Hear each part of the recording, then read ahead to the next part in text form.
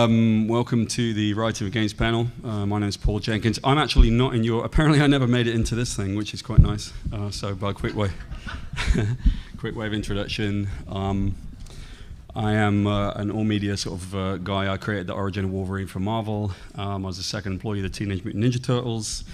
I created the original materials for God of War and Prototype and wrote The Darkness and a bunch of other stuff. So that's me. We'll let everybody sort of introduce themselves. Why don't you start down there? Okay, I'll start. I'm Warren Spector again.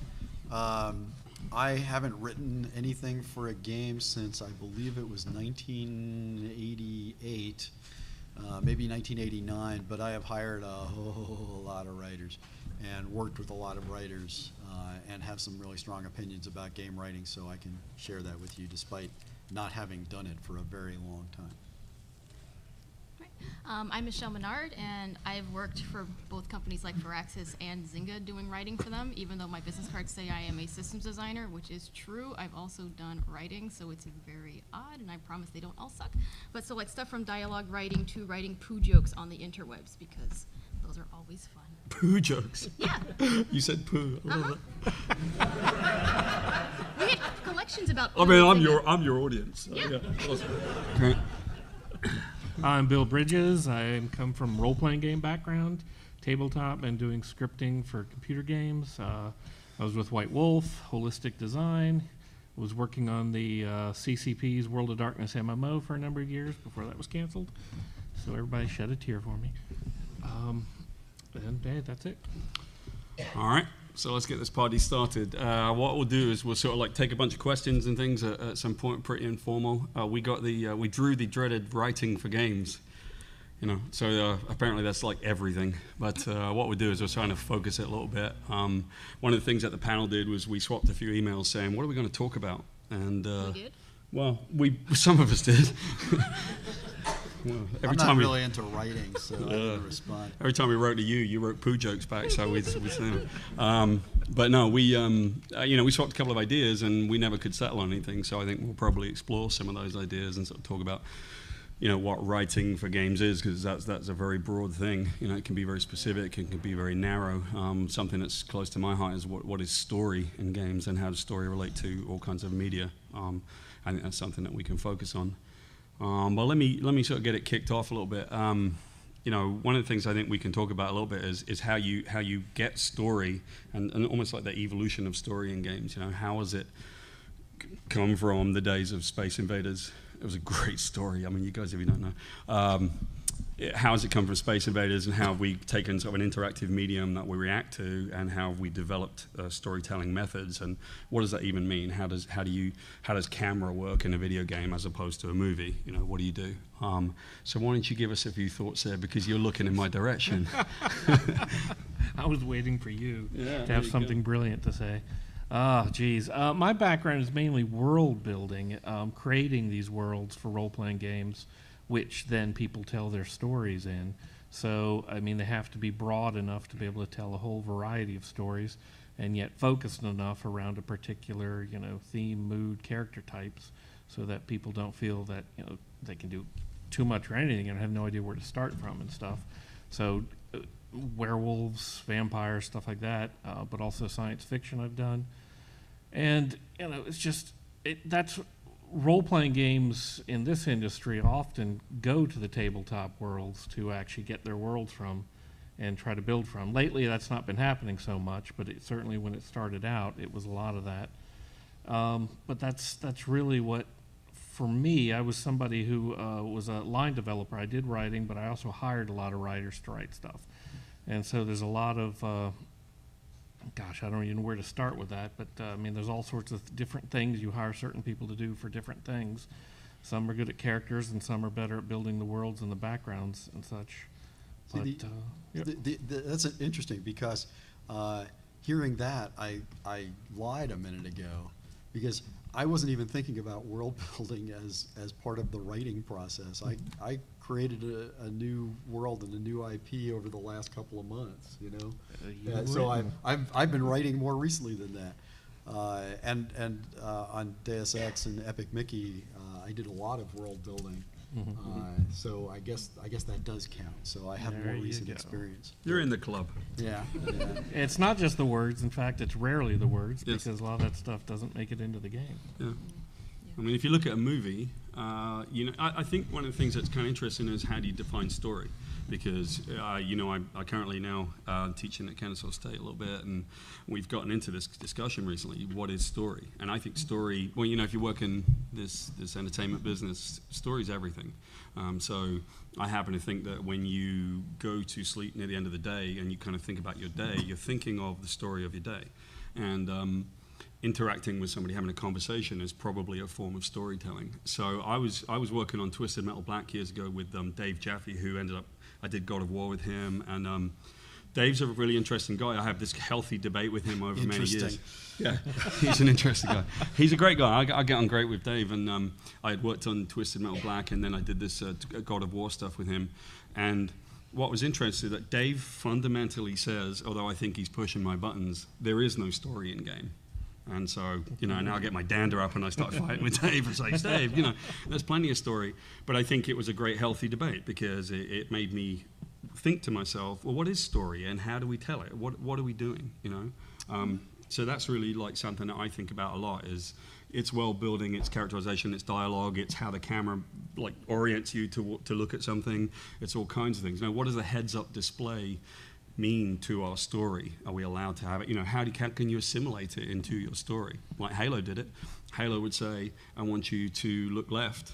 Master Chief, okay, you look left, and then it works out what orientation you've got. So you can use story to implement elements of gameplay. Yeah, and it isn't just like RPGs and games that have like strong narratives that have like stories or developers think about stories. I worked in Civ 5 as one of the 2 co-writers, and we would have conversations about how do we incorporate the player's story into Civilization 5, a turn-based strategy game, which most people would be like, there's no story to Civ 5, and I would say you're wrong. And so the whole thing we tried to do was like, how do we make the player's story interesting? He is the main character. How do we provide interesting settings for him? How do we provide interesting NPCs, the other leaders that he can interact with? Are they interesting antagonists and like adversaries that he feels like he was clever enough to actually defeat? Because most people still play Civ as a single player game, not as a multiplayer. And so that was how we approach story, and something that most people wouldn't even consider to have traditional story. Yeah, in games, the interesting thing is story can be defined in a variety of different ways. There's the player's story. I did this and then I did this. I was just talking to someone earlier about this. Players are really good at constructing, I did this and then I did this and then I did this and then I did this and then I did this and then I did this and then I did this, and you're already bored, by the way. And what we do or what I do anyway, and I assume most people on this stage do, is we provide context for that and significance for that. Mm-hmm. If what you did was in the context of saving your brother who's been kidnapped by terrorists, that means that all of those steps are about something. The fact is, if everybody thinks they can tell stories, and everybody thinks they're a writer because they write emails and they write letters, and that, of course. But the fact is, nothing personal, most players are really crappy storytellers. If you were a really good storyteller, you'd probably be telling stories. And the people on this stage are probably pretty good storytellers. But what we have to do in games is find that balance between telling a story to you and you making up the story entirely by yourself. For me, game story is about the collaboration between the player and the creator. And what I do in my games is, again, apologies to the people I was just talking about here before this panel started, but I own the narrative arc. I mean, I am Aristotle. Screw you. You're not going to get to change that story. But you own the minute to minute. It is entirely yours. And any time I get in the way is a failure, right? So that's the collaboration. That's the ideal for me. Not an open sandbox, not a linear story that you're being told, but something in the middle. They say in film or in any form of storytelling, don't hold the reader's hand, don't hold the audience's hand through it. In other words, don't just flood them with exposition, because ultimately I realize I'm being told how to go through this, or I'm being told what the main character does. So I think what we do is to provide the opportunity for this story to unfold. But let's say that you're a player and you're playing Incredible Hulk, right? You want to play the Hulk and you want to bash stuff up. One of you will play it by running into battle and bashing stuff up, but another person might wait and then go around a corner different. So so your bash stuff up Hulk, your stealth Hulk, and your stories are different. So we have to just provide the opportunity for all of those stories to be told. But it's very much I think of this all the time. If you do a movie, it's Brad Pitt. The trailer is Brad Pitt plays this character, and if you do a game, it's you play this character. So we're just trying to give that opportunity for the players to not be Brad Pitt, but to have the opportunity to unfold that story themselves. And it doesn't really matter how you do it, because you should have a glitch-free sort of experience that allows you to do it at your own pace, allows you to do it a certain way. I'm not a big button-mashing game, frankly. I'm not into it. I'd rather take my time and explore games. But I think one interesting question would be this, right? You think there's any story in multiplayer games? Sure. Some people would say no. Well, here's the thing, though. There are many kinds of stories in games. I mean, to your point a minute ago, Tetris has a story. Here's the story of Tetris. Man, it was really scary. I was coming up to the top, and everything was falling down, and I needed that long straight piece, and it wouldn't come. Oh my God, I was so nervous about it. And then the straight piece came, but it was too late. That's a story. That's a player story, right? It's a retold story. It's the only story Tetris has. and Civ, same thing, except you have even more tools than Tetris. Tetris has rectangular things. You know what I mean? But that is a story. All games tell a story because you're the one telling it, right? So they all have stories. And MMOs, you asked specifically about MMOs. MMOs, I mean, I can say this at any time of day or night. My wife is playing World of Warcraft right now. Okay, I don't even have to think about it. She just is. And if she's on a raid, every instance of a raid is completely different from every other instance. It's a classic example of what I was talking about last night, right? Every experience is unique, and if you can create a story where every experience is unique, every gameplay, every playthrough is different, then you've really done something magical, because you've let the players be in control. And in an MMO, they're completely in control, Right. My God, that tank, why was he in the back? Why was our healer in the front? But we pulled it out anyway, because I managed to convince him to get to the front, and she was in the, that's a story. Yeah, in MMOs especially, I think place is a huge part of the story. And this is why I think that even though we're talking as writers, everybody else on the game on some level is contributing to the story of the overall world. Level designers, especially in a lot of these, especially Warcraft and such, to where the look, the feel, where you're at. I think it'd be nice if game studios had writers in every instance who could work with all these guys and help coordinate and keep a vision. A lot of times, though, writers are just brought in to write quest dialogue and stuff. And I think that's a mistake, because sometimes you get games that feel choppy. You don't feel like you're telling one big story. You're telling a bunch of little mini stories that aren't related. And it'd be nice to have a single guy to... That's not the way I work. I have a writer involved from day one. Which is great. It's rare. But typically, there are two kinds of people I hire. I have designers who are pretty good writers. I'll do that. I will not hire a dedicated writer, just so you know. I've hired, in my life, I think I've hired 26, and I've fired 26. But a designer, a level builder who's a pretty good writer, who can actually craft the dialogue, the interactive dialogue pretty effectively, because writing dialogue for games is programming. Make no mistake about that. It's not writing novels, it's programming. So, but then what I'll do at the end is I'll bring in a real writer, like a Marv Wolfman from comics, or a Peter David from comics, or a variety of other, Austin Grossman is a novelist. I'll bring in someone like that to make the placeholder dialogue sing, but the structure is actually created by someone who's involved from day one. The other kind of person I hire and I've had lots of success with, is programmers who can really write. If anybody thinks Deus Ex has an intelligent storyline, which I hope anybody who's played it does, it's because of Sheldon Pecote. Sheldon, I went out looking for a programmer who could write, and he is a spectacularly good writer. But he's also an MIT graduate in computer science. That's powerful, okay? So those are the two things I've had luck with. Designers who can write sort of, but understand the sort of coding aspects, bring in a real writer to make the dialogue sing, and programmers who can write. On Deus Ex, I had 3 of those, and it was awesome. So I've actually bucked that trend because I do happen to create in all media. So you know, I just finished directing Ninja Turtle stuff for Nickelodeon. You know, I just finished my first novel, so I just love every sort of form of creativity. And when I got into games, I started working with Amy Hennig on Soul Reaver, right? So Jesus, we must have overlapped. Oh, I guarantee we have, man. I was at IDOS We'll when catch up Soul over Reaver was made. a beer after, but yeah. Or, you know, if I can remember.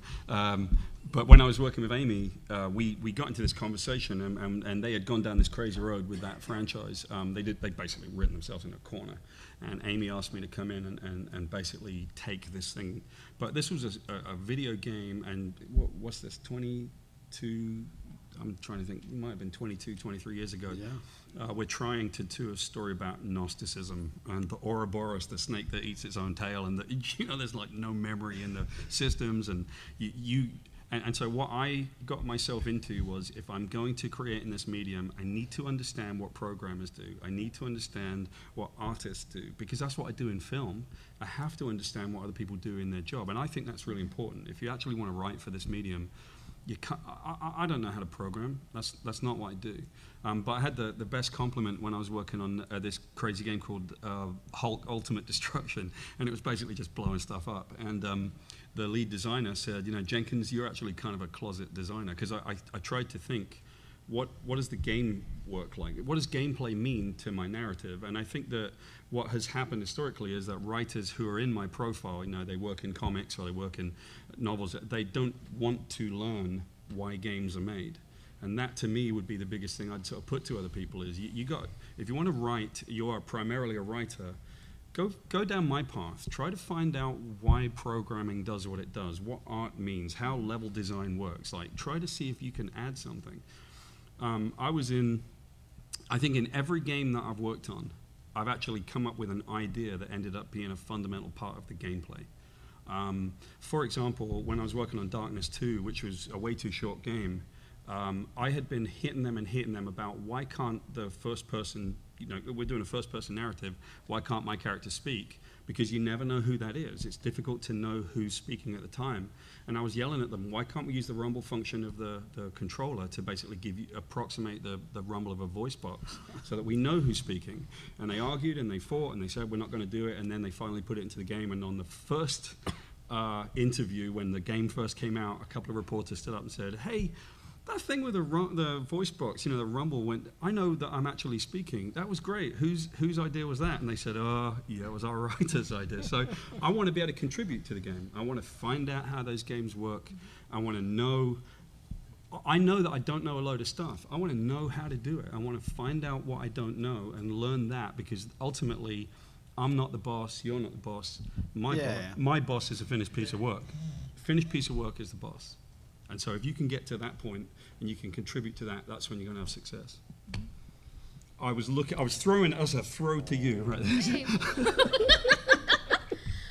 Yeah, because I've never actually worked on a product or with a company that had dedicated, like real dedicated writers, because I haven't worked on things like, you know, giant sweeping narratives and RPGs. So like Civ, Paul and I were the 2 writers, and we didn't just write. We did other stuff on the project too. On Zynga, all the content designers were the writers, were also the system designers for those quests, for those the features that were pushed out. They did everything, and so you had to be able to write. You had to understand numbers. You had to understand probability. You had to understand how to implement your crap, because there was no one else to do it for you. And so, sorry. And so we that's the experience I come from, and it is so important. I don't care what the hell you want to do in games. See how the entire thing works together, because you don't develop in a bubble. You don't like say, I'm just gonna write now, I'm gonna sit at my computer and whatever I type is gonna be gold, and then a program is gonna take it and they're gonna make it gold there. No one does that. You're constantly collaborating with everyone in your office. You have to understand how they think, you have to understand how they work, and how your work fits into the whole bigger picture. So yes, go learn about everything else in the office. Do it. But Well, stare at you and now. learn how to use Excel. Excel is 'Cause amazing. Half Oh my the God. universe of game development, you write in Excel. At least understand what an if statement is, please. And you localize in learn, Excel. learn flow charting. Learn how to flow chart, because we've made no advances in conversation systems since 1989, and we are still flow charting, branching dialogue. Some programmer out there solve the conversation problem, please. You know, that might actually lead us into a good thing to cover as well. Technology changes all the time. I mean, every time you turn around. So back in the day, we would be writing dialogue trees, you know. I frankly hate them. I don't really like cutscenes, frankly. I wish we didn't do them, because I'm not sure that we can't play our way through them and interact with stuff, but that's a personal sort of choice. I also like stealth games and so on. You know, I like my own personal choices. But, you know, how is technology, the change in technology over time, given us more opportunities? I mean, we've got more memory, we can do more things. What's it doing for us as writers? What opportunities is it giving us? Oh, that's a tough one. Well, that's why I gave it to you. Certainly the dialogue. I know when we were doing the World of Darkness game, we had an interesting story system for a while we were going with that was more of it felt like you were uncovering mysteries, and what it was almost like an evidence board that you were unlocking pieces of and trying to like connect together and stuff. And so we're trying to get away from relying on dialogue to give you this stuff. Instead, you had these pieces of things you'd picked up in the world, and then you had to try to relate them to some other things until you got all the pieces together and stuff. Because dialogue just, we had for a while, we had a system talk, but you know, it just gets really dull after a while. The limitations in the technology, and we, at that point, weren't planning on having a big budget for voiceover acting and stuff. And so if it's just something you're reading, that the medium itself just doesn't favor that sort of thing. So we had to move away from that too. So, I mean, really, you got to have a voiceover stuff, I think, if you're going to have a lot of that. People want to hear these things. I'm sorry, I Go right ahead. interrupting you. No, go ahead. But that I think is the big thing. When I started, I mean, I really do believe that there has been no advancement in conversation systems, at least in the RPG world, in many decades. But it used to be about reading. I mean, it started out there were actual parsers. You could actually type anything in an Infocom game. You could type in whatever you wanted, and sometimes you get a response. But those were really sophisticated. When I was working on the early Ultima games, we used to joke that our characters were so stupid, all they could do was respond to name, job, and buy. I mean, that was it. And we're not much further along than that. But we were a little more sophisticated than that, really. But there was all this stuff you had to read in this branching dialogue system. And now we have actual actors, voice talent. That's made. We couldn't have done that back in the day. I mean, hell, when I started, there weren't any sound cards. That's true. But now, we use Hollywood actors. On Disney Epic Mickey, I used all of the voice actors who do all the real Disney characters. The guy who did Mickey Mouse and the woman who did Minnie Mouse, and I used all of those actors. They worked in movies, they worked on television, and they worked in games. That's pretty cool. I mean, I think one thing maybe is, different systems have different capacity, different memory, so we can do more. Think of a game like Darkness, and there were like 2 people could show up on screen at the same time, and then you get the hitman, and like 100 people can stand at a train station. So you have those opportunities to create that you didn't have, and you have to. I think it was important to learn some of the limitations. for example, if I knew now if I'd known then what I know now, and I worked on the Darkness, and it was a horribly sterile game because of the issues that we had. It's cool. It's a cool game, but it's if I'd have known that sterile environment had to exist because there were programming limitations, I would have written it to answer that. I would have explained why that was. And so I think that technology has given, advances have given me more ability. I can ask the programmers and the designers, can I do this? And then they say yes or no. And if I cannot, then I can adapt to it and write different. So at the moment, things are changing greatly. We're getting much more opportunity. Yeah, one more thing, actually. One way in which things have changed is we can create, because a lot of our dialogue, let me back up. A lot of our dialogue, at least in my games, is generated by the AI system, right? We can create much more responsive NPCs that can react to many more things going on in the world. In addition to dialogue, the conversations, the straightforward conversations. In my games, we have what we call barks. Does anybody know what a bark is? I know what writing them is like as well. It's the most ponderous bloody thing in the world. It's like, did I hear something? What was that? Oh, just a rat. Yes. Let me just explain for those of you who don't know. A bark, basically, you have to write 10 versions of a character saying help. So you say help, and then help me, and then, oh no, I need somebody, and then you got to rack your brain to think of and by the way, I want to comment on this after you're done, but how that stuff comes out is really interesting too. So I'm also a voice director and sometimes a voice actor, and I love this part of it. I get to work with really great people like Yuri Lowenthal and Tara Pratt and these guys who do this stuff for a living, and I got the best lesson early on. First of all, the first job I ever did, there was a very, very well-known Hollywood actor who showed up drunk because it was just a video game, and I fired him. And I was like, oh my God. And then I heard, you'll never work in Hollywood again from his handler, which was great because I said, great, because I don't want to. Really? Yeah, it was awful. But one thing that I got out of this was I got the best advice from a seasoned voice director, and he said, think of the way that the barks work and the way the dialogue comes out as like a meal. If you have all spicy food, you're not going to be able to taste anything. So you need to think about writing and recording a bunch of really bland stuff, because guess what? People say bland things. So don't write every line interesting. And this was the problem the Simpsons games always had for the longest time. Everything was funny, wasn't funny. Until they worked out Simpsons Hit and Run, and that was funny, because all the lines were like little one-liners, but they didn't repeat too many times. If you write a funny line as a piece of dialogue that can repeat, it's funny the first time, it's awful the 5th time that you've heard it. So you have to work out how to do that meal thing, where most of it is bland, some of it's a little bit spicy and interesting, and if you can do it like that, you usually succeed. Bland, another aspect of bland, I really can only speak for my games and games like mine in some way, the games where players are in control of what happens to a very real extent. We can't know the player is more important than the character to me, right? And we can't know if a player is angry or frustrated or happy or sad or anxious.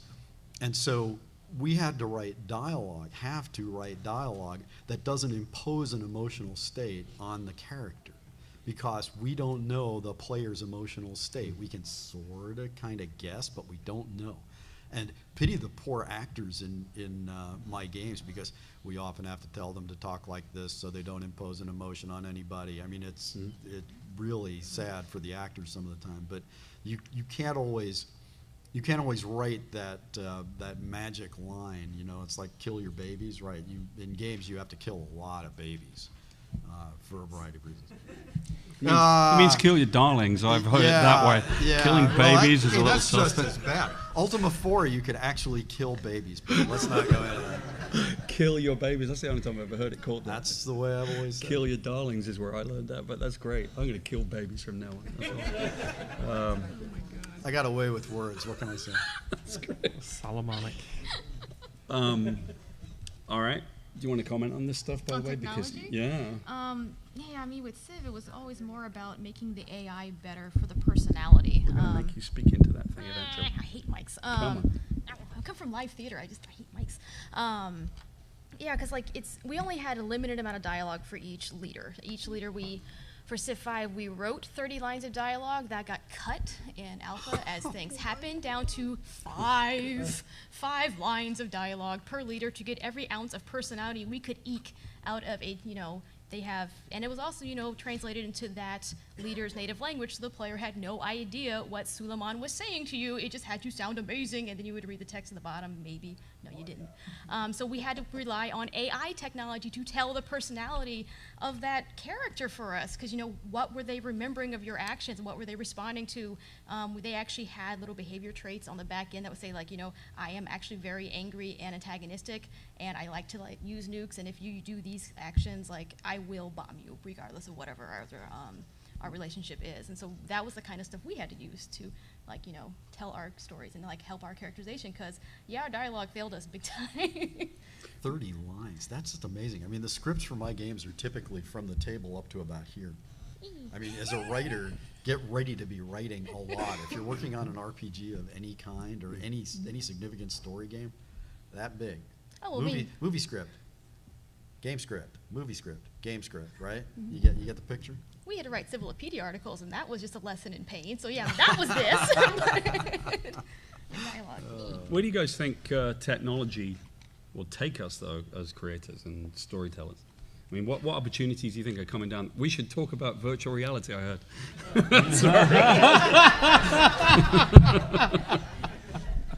Okay, no virtual reality conversations. Yeah, ask a question, man. Have there ever been any games, or do you think that there will be a game in the near future that makes the player or NPC say certain things just based on random kind of invisible decisions that the player makes? Yeah, when natural language parsing is a reality, when we can actually generate text or dialogue on the fly, I'm not going to see that in my lifetime. It's not going to happen. People have been trying that for years, and it just hasn't. Natural language processing is a long way off. Yeah, I mean, you want to try owning an Apple iPhone and talk to Siri with a British accent, man, because it's just, we're so far off right now. I hate her. We've been breaking up for years. I can't stand her. Actually, Siri's probably further along than I expected. Maybe I will see it in my lifetime. If she's further along, I fear for us. I want to kill her. I hate her so bad. We're so, Okay. I mean, yeah, I think maybe what might happen, we're using facial recognition software to do some really interesting things. For example, there's a software I heard that's sort of an interactive thing in movie posters, the interactive movie posters now. So the idea is somebody comes up and there is software that can kind of tell your age, gender, clearly ethnic background, but it can also tell what's your reaction to the thing that it's giving you. So it's going to play a trailer, it's going to see you, it can even tell things like, from sort of some of your clothing, like what your financial background is, stuff like that maybe. But it gets information and it can see your reaction and it can see your mood, it can see your it can get nuances of your facial structure, and it can basically work out whether or not this trailer is doing well or what kind of reaction it had. If we can do that, I think we might be able to at some point have our games recognize things about the players and then interact. Because we're always approximating, right? It's not actually thinking that way. We have to find a way to make it seem as though it's thinking. But can you guys, I can't remember what this game is, but isn't there a game that looks at your history of what you've played, and when you open the game up, it says, I understand you're pretty good at, whatever, Assassin's Creed or something, and it kind of gives you a little bit of your... What was it? It was Metal Gear, yeah. So it just had that moment where you said, wait a minute, does that game understand me? Just for a brief moment, you got that, so it was an emotional reaction that it brought from you. After all, what is a story but emotional engineering? So I think we could do some pretty cool stuff like that. After that, what I'm about to say is trivial, but on my last several games, we built a phoneme system. So our lip movements and our facial expressions weren't hand generated. They were actually generated by the sounds that were being played. Mm-hmm. And we did it not because but you could put any sound through that and get the right lip and facial expression. But we did it because of localization. We didn't want to have to reanimate every character when we translated the game into whatever language, and nobody even noticed, which was exactly the point.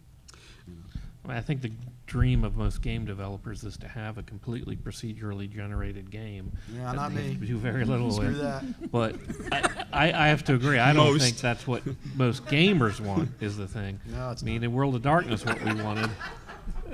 Go get it, Warren. Hey, What I'm we an wanted in ass, World I of admit Darkness it. was gamers interacting with gamers. And so the idea was, we started with a lot of the classic NPC quest stuff, and that all fell away the more and more we built the game around wanting the players to actually interact with each other, even to the point of even considering abandoning NPCs entirely. There were even some ideas, because this is the World of Darkness, your vampires, the world of humans, having free-to-play for humans who just wanted to walk around the world and be victimized by vampires. Anything to get more people in there who are actually people and not bots running around. I mean, it's possible someday we might have great AI that'll won't need that, but for right now, there's nothing like another player to do it for you. Yeah. Like I've only seen a couple little things with this, but crowdsourcing out responses to dialogue trees to the other players, then bringing those back in, so I don't actually have to think of every single possible response you could have to my question. You did it for me, and then it can analyze. Then having some really, really amazing AI algorithm to analyze what it was you wanted and find the best response that you made. Pull your response and be like, boom, and let's have a dialogue. And the next response, oh, it was from you back there. Boom, got that in. That would be amazing, and I have absolutely no idea how to do it. But Oh, I thought you were talking about someone had already done That it. would be no, great. I've seen like Wow. one or two people thinking about it, like this would be cool. I'm like, it would be cool. Cool. Another thing, just one last thing that's really happening. If you look at facial nuances and what's happening with motion capture, things are really changing. And so I kind of point you to the way not to do it, which is how Zemeckis did, Polar Express and Mars Needs Mums. You don't. That kind of falls into that. They call it, I guess, the uncanny valley. The people don't really like that sort of interaction, but Cameron really understood that and knew that he had to do this thing where these characters, these aliens, had to have human expressions, to the point where there's one moment in that film which I think is absolute genius. She looks at the main character and her look says, "I hate you, but I think I'm falling in love with you," and that's computer generated animation and using motion capture. I think that's amazing, and I think that when I see something like Assassin's Creed, because I'm the cool dad, right? I let my 9-year-old play Assassin's Creed with me, and when I see that beginning to happen, I think it was L.A. Noire that started really trying to get these facial recognition software to work, and sorry, I should have motion capture. I think we're getting down that path. We don't know today what it's going to be like in 10 years' time, but I'm really excited that we can tell story. What's a great way to tell a story? We don't have any dialogue. Have that moment when the character appears on screen and you know that they think something. Don't have them say anything. If we can get to that form of storytelling in games, then we're ahead, And you're gonna save so Yeah. much money because you don't have to localize anything. We should be looking at silent films for our inspiration. Yeah. I mean, I think right now so much of the animated characters in games have got the dead, soulless eyes, and that was part of the problem with the Zemeckis stuff. But where it really works in film, like with Gollum or when they did King Kong, is they get the eyes right. The eyes are really more like windows to the soul in that sense. And the more we can get that done right without having to rely on an actor and then some CGI painter on top of it, I think that's the key. Yeah, but we always have to Yeah. approximate, so in the end it's still going to have to be CGI. And It will. I mean, we have to approximate. We can't make it happen by itself. I just don't think people have paid enough attention to And getting the eyes right. there's the genius of Cameron, Yeah. he really paid attention. Well, he also didn't do human characters. I was talking at lunch with someone in the front row and others. Going for iconic characters makes it a lot easier but you naturally avoid the uncanny valley, and you can get a lot more emotion out of an oval with 2 dots for eyes and a straight line for a mouth than you can from something that looks creepily almost human. Yeah. I mean, we always rebel against it. We don't like it. It doesn't look good. But that's why I think he did so well with that, was that I cared about that character, and he really went for it. So I think what we'll do is, folks, let's open this up for questions so that you guys have at least a good 20 minutes to ask some. Why don't we go up front here first? Is it on? Oh, okay. There he goes. So, how do you tell your own story while making sure the player thinks they're telling their own? Basically, keeping the illusion of free choice an illusion throughout the whole thing. Don't make it an illusion. I know, but that's almost impossible in a way. Okay, I've got a whole lecture about this that I will give at Siege next year. But the structure of my games is very simple.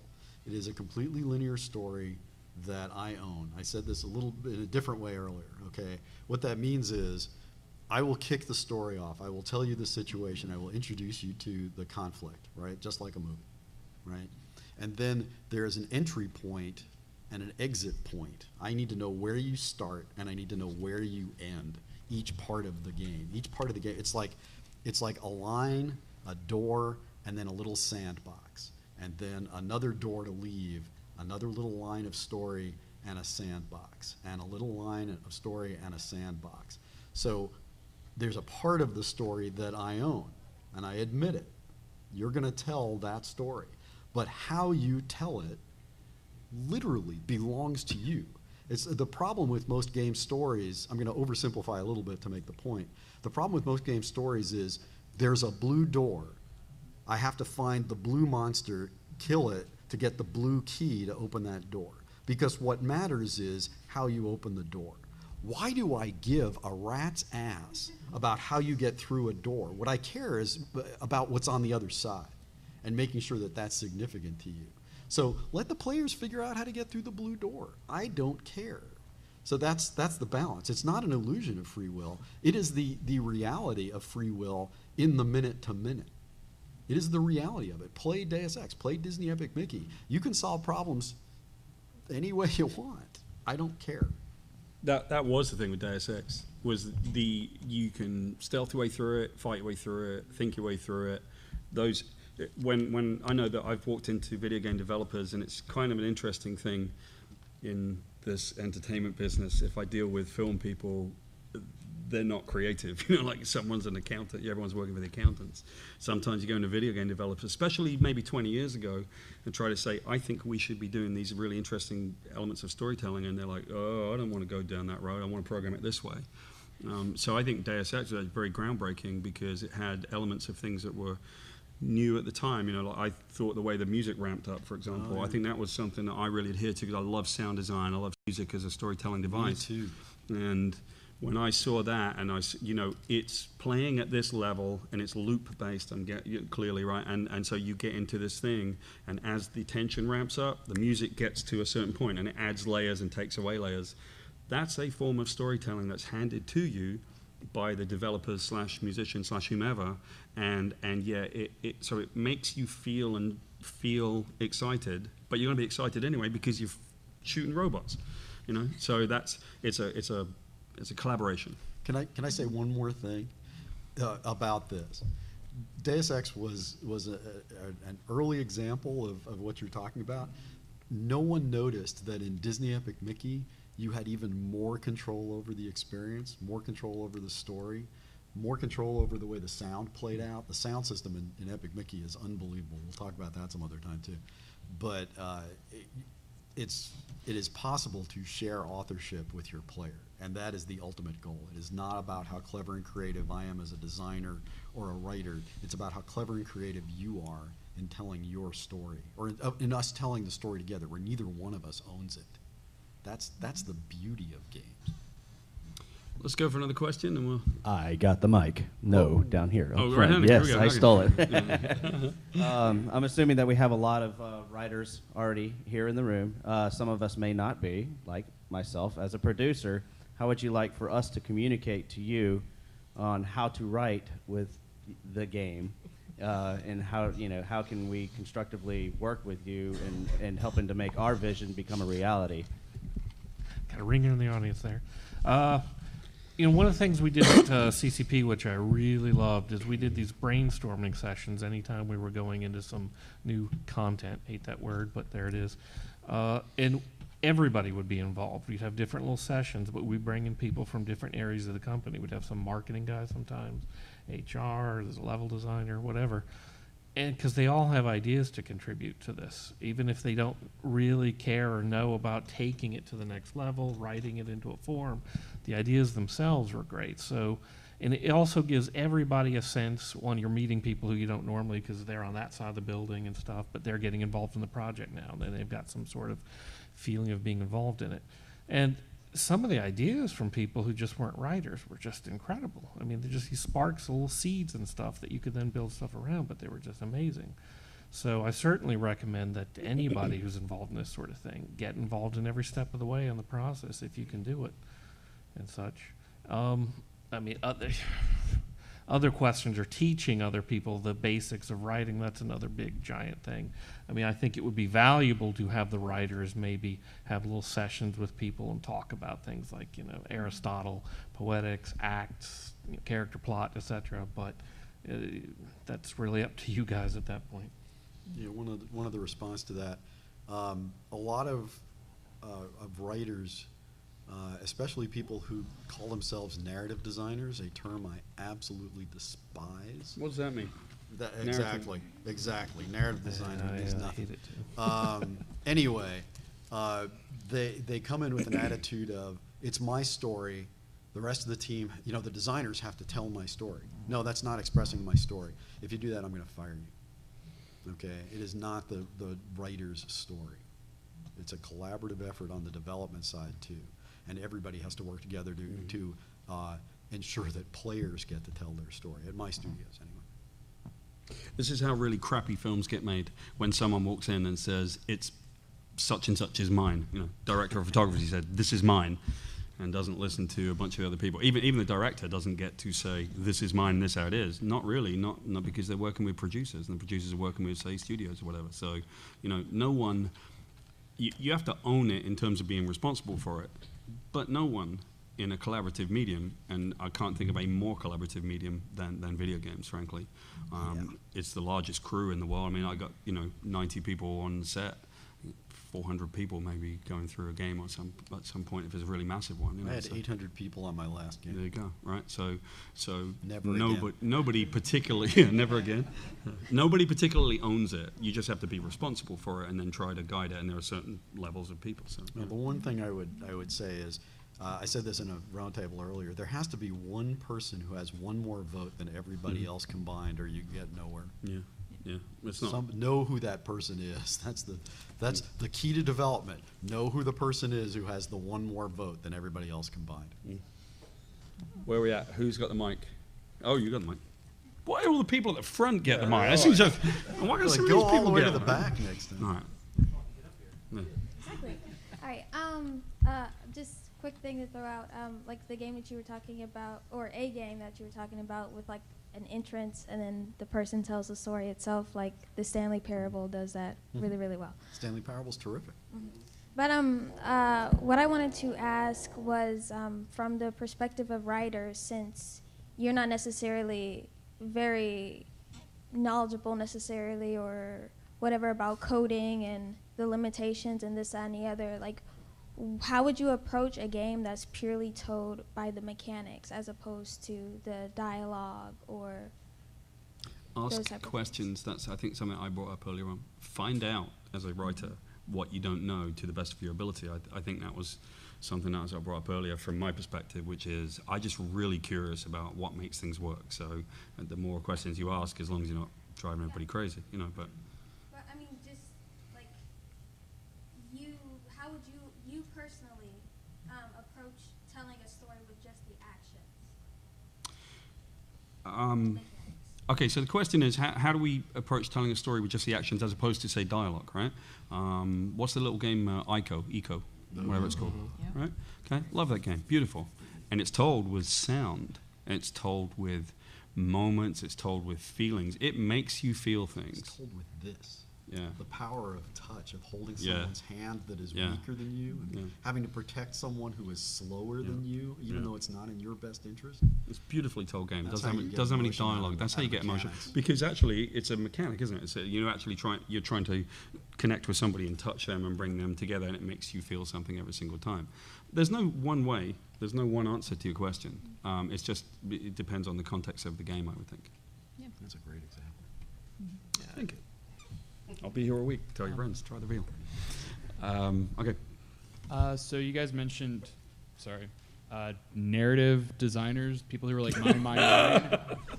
What are some tips for dealing with those type of people?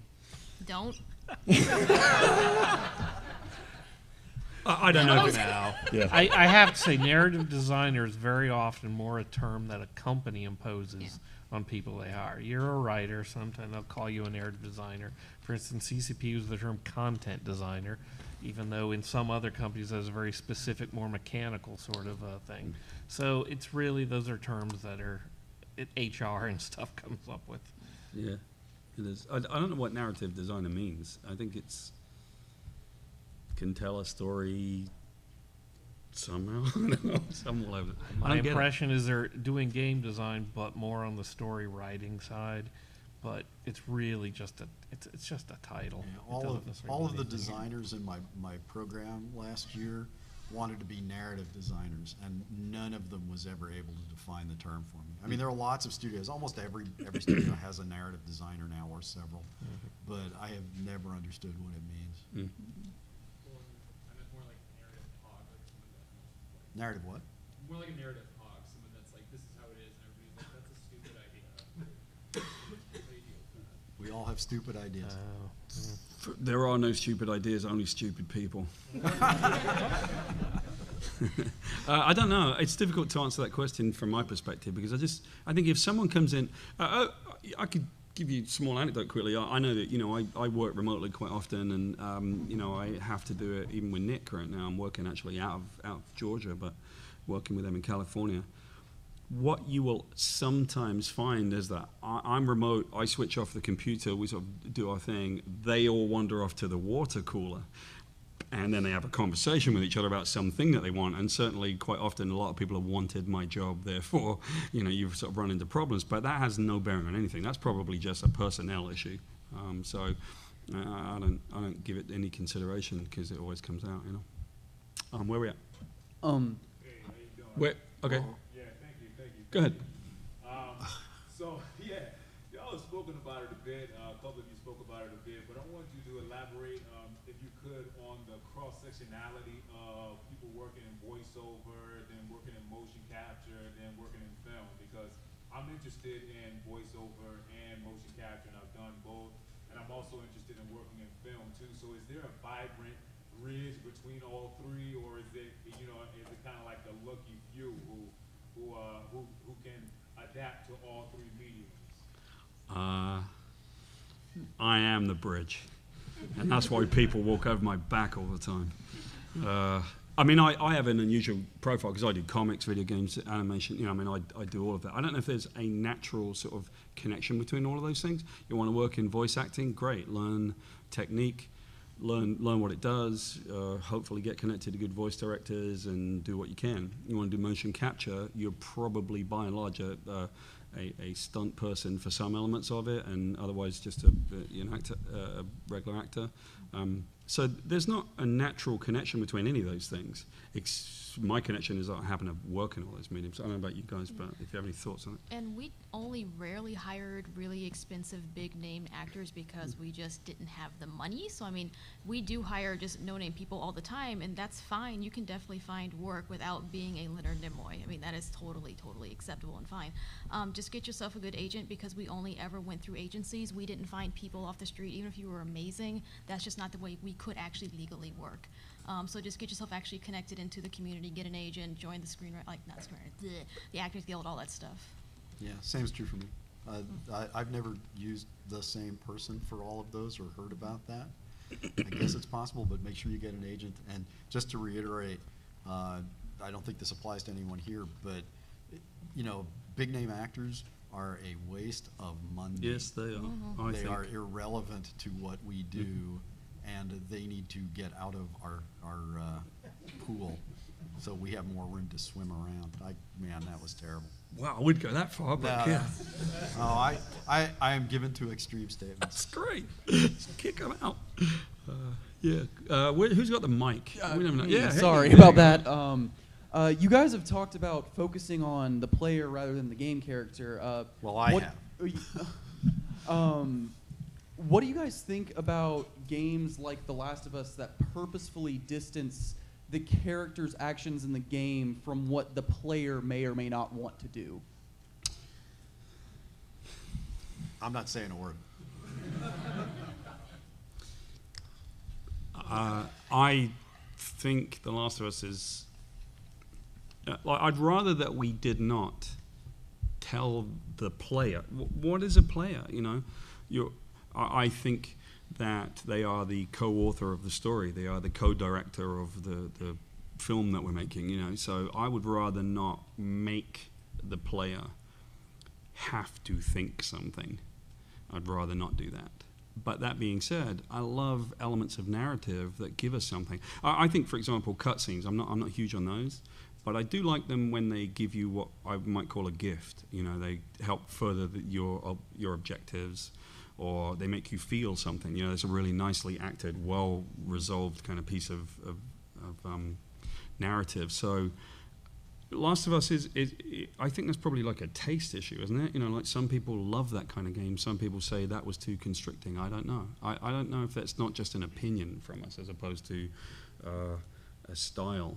You know, I think some... You like that game? Well, I prefer games where you get to make your own character. I personally don't necessarily like... I mean, there's some really great games out there. I think that one's an interesting game. All the ones with Drake, whatever. But that's somebody else's character I'm playing. And it could be fun for a while, but I'd prefer, you know, making your own. Yeah. No, I agree. I prefer more stuff where I have more agency as like the collaborative storyteller, as we've been calling it. I don't like personally. Again, it's an opinion. Like I like a lot of RPGs. I do like a lot of JRPGs, but the stuff I continuously play and go back to like hour after hour after hour are my MMOs, where I get to create my character. I am dressing myself. I am telling my story. I don't care what you're doing. It's all about me. So I think you just heard, it's just an opinion thing. Yeah. Right, I'm going to send it down here because I want to hear this. I'm not saying a word. Didn't I say that? Come on, man. Cool. No, I think I'm going to choose my words very carefully for a moment, for the first time in recorded history. Only because he's on camera. I think there has to be a distinction between if what you were doing is controlling a puppet, then go to a puppet show, okay? I really believe with every fiber of my being that games should be about the player. And if what you want to do is put every player through the same experience, seeing the same emotions, then go and make a movie, because that's really what you want to do. Yeah. I've argued with a lot of people. A lot of people disagree. It is a matter of opinion and a matter of taste. But games should not be about the character you create. And the more you put into that character, the worse the game is going to be, in my opinion. From my perspective, I'll just give you a really, really quick anecdote. When we did The Darkness, I was faced with a challenge because I'm learning all the time, you know, and so I think you go back that far, it's probably, you know, it's 12, 13 years ago, and you know, we were at a certain point in storytelling. For me, you are playing Jackie Estacado, 21 years old, Caucasian mobster, right? And he's an Italian guy. So then how am I going to get a girl to feel as though they are Jackie Estacado? That's difficult, right? And I learned from this, you know, like I learned from doing it. That being said, I still tried to solve that problem, because the problem I was trying to solve was, how can I get anybody to feel as though they are Jackie Estacado? See what I'm saying? I mean, I think I went around the wrong way, but it was a valiant effort, and I learned a lot from it. One of the ways that we did that was to specifically get the player in a dialogue tree, which, by the way, can't stand, don't like dialogue trees. But when we did the dialogue tree, the two options you were given was lie to the girl that you're supposed to be falling in love with, or tell her the truth. So it wasn't, this is my answer. It was tell her a lie or tell her the truth, because I was trying to find a way that we could get someone to feel an emotion.